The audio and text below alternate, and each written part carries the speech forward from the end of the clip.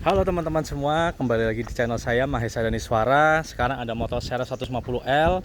Di video sebelumnya saya udah bikin mengenai parts-parts apa aja sih yang diganti untuk membuat supermoto beserta harganya. Terus, untuk parts berikutnya, parts yang bagian sekarang kita membahas mengenai gimana sih rasanya. Terus saya akan memberikan tips dan trik supaya motor teman-teman ya bisa lebih performanya lebih naik tanpa harus di bore up. Cuman ini disclaimer ya, memang kalau memang mau lebih kenceng lagi, lebih tinggi lagi performanya ya memang harus di bore up. Cuman kalau kebutuhan saya, mungkin ada beberapa teman-teman yang kebutuhannya sama dengan saya, yaitu untuk touring. Touring artinya kalau saya touring ini tidak untuk ngebut-ngebutan ya. Paling kecepatan 60-80 kita cruising di speed segitu aja. Terus di saat nyalip tenaga masih ada gitu, masih plong lah gitu. Nah, jadi apa aja sih tips dan triknya? Oke, langsung aja ya kita ke motornya, kita lihat motornya. Motornya gini. Nah, yang pertama saya mau bahas adalah ECU. ECU adalah Electronic Control Unit. Nah, ECU ini saya remap ya. Ya, video remapnya udah ada kok yang di part sebelumnya, bisa teman-teman cari aja, nanti saya taruh di kolom description untuk yang remap ECU, bagaimana prosesnya, terus di mana tempatnya nanti ada. Nah, ECU-nya saya remap, itu saya naikin limiternya dari 11.500 dan sejauh ini aman-aman aja, tidak ada masalah ya. Torsi juga naik sih setelah di remap, 0,5 kalau nggak salah torsinya. Terus horsepowernya juga naik sekitar 0,5 juga atau 0,8 gitu. Soalnya waktu itu saya masih menggunakan ban tahu. Jadi ban tahu pada saat di dyno test itu ternyata licin. Nah, licin itu jadi tidak optimal untuk pembacaan performanya ya di torsi dan horsepowernya. Nah, setelah itu adalah busi.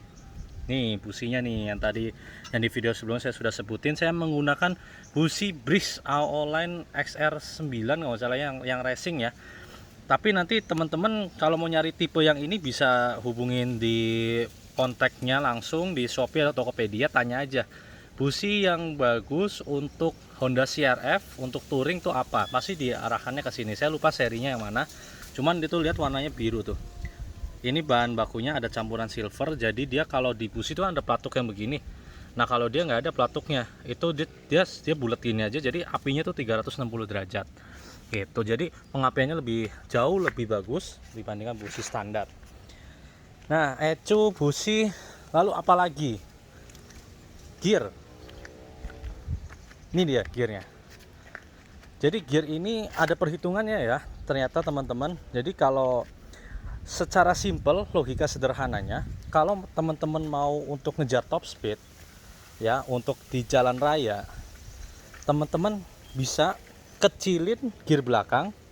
Ini kamera sini. Kecilkan gear belakang, lalu digedein gear depan. Nah, ini saya menggunakan, nanti kan ketemu rasio nih, dibagi depan sama belakang ketemu rasionya berapa. Nanti ada table chartnya, teman-teman bisa googling aja, di situ nanti ada carinya rasio table for gear gitu, atau enggak gear ratio table juga bisa ya.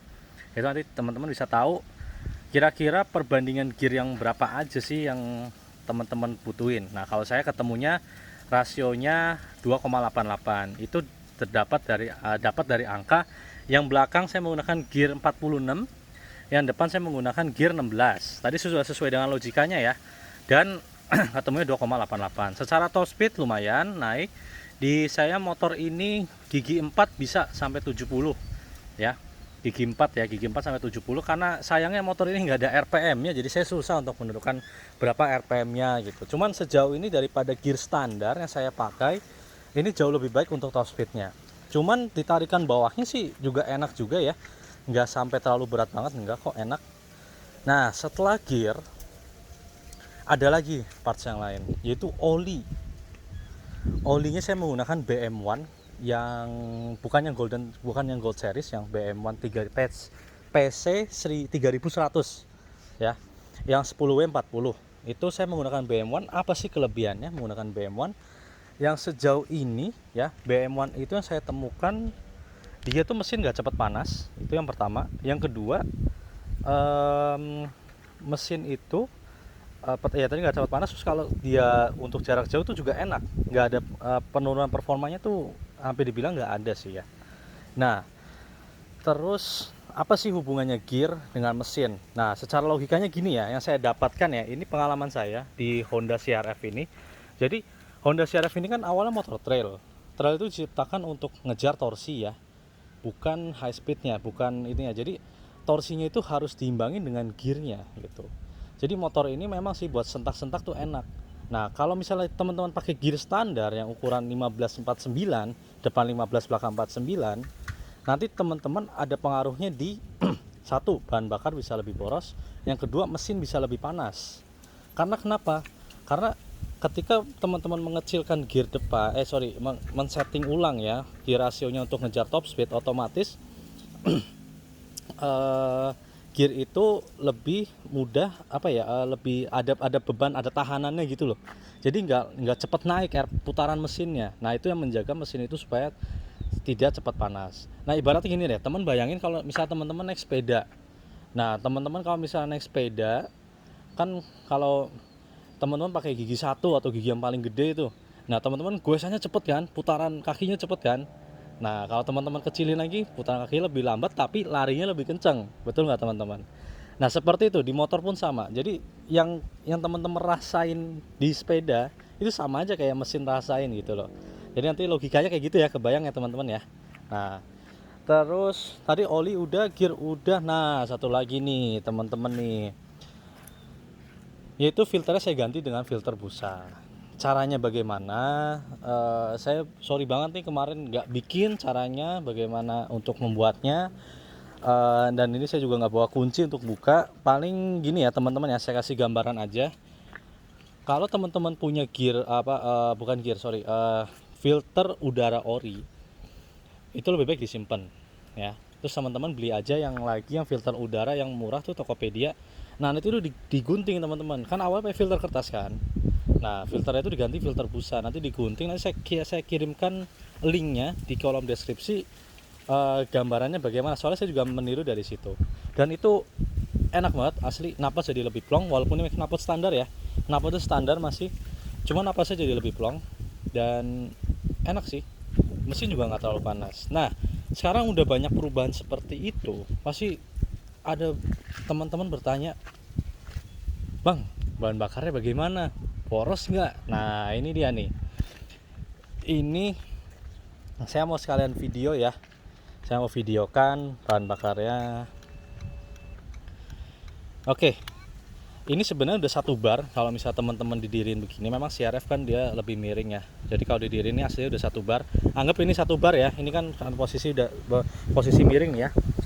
Jadi kalau ini lurus ya 1 bar. Kalau udah pakai jalan 1 bar. Ini 1 bar ini sudah menempuh jarak 112,7 km. Jadi sebelum saya jalan hari kemarin atau 2 hari yang lalu, itu konsumsi posisi bahan bakarnya itu masih di 1 batang. Saya isi kemarin di pom bensin sekitar 18.000 atau 2,35 liter. Nah, teman-teman coba hitung deh, 112 dibagi 7. Perhitungan saya ketemu di angka 49 km per liter. Ya.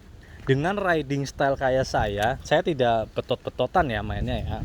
Cukup santai 60-80. Terus pemakaian itu saya kemarin pemakaian di dalam kota ya, 49 km per liter.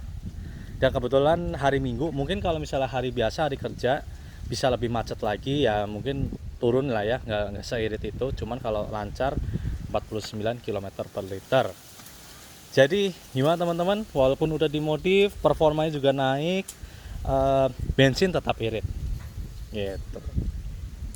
Mesin juga nggak panas ya. Jadi itu aja sih yang saya mau sharing ya ke teman-teman. Mudah-mudahan teman-teman bisa nggak bingung lagi nih, bang gimana sih gear ratio yang pas, bang gimana sih kalau misalnya ganti filter itu kayak gimana rasanya, terus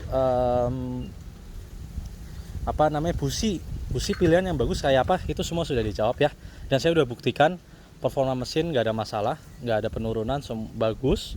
Terus mesin juga nggak ada masalah, aman pokoknya ya.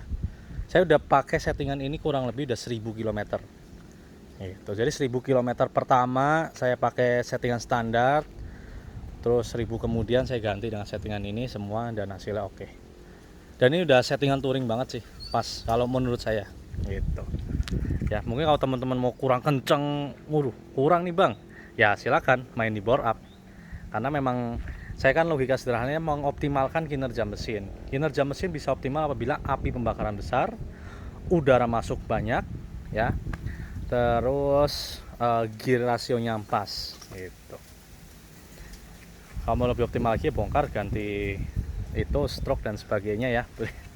Nah, untuk bahan bakar sendiri saya menggunakan Pertalite ya untuk 49 km/liter. Kenapa saya menggunakan Pertalite? Karena bukan mau ngirit, tapi lebih kayak menyesuaikan spek mesin itu sendiri. Ini kan mesinnya kan kompresinya 9,5 banding 1 ya nggak salah ya.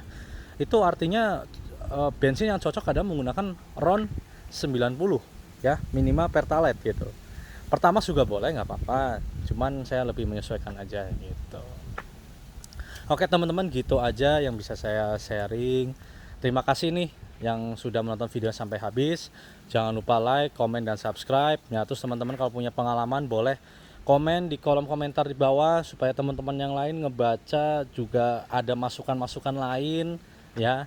Terus semoga teman-teman selalu diberikan kesehatan, kelancaran rezeki. Mudah-mudahan teman-teman yang sedang ngidam ini motor bisa segera tercapai di tahun ini gitu. Terima kasih. See you on the next video. Bye bye.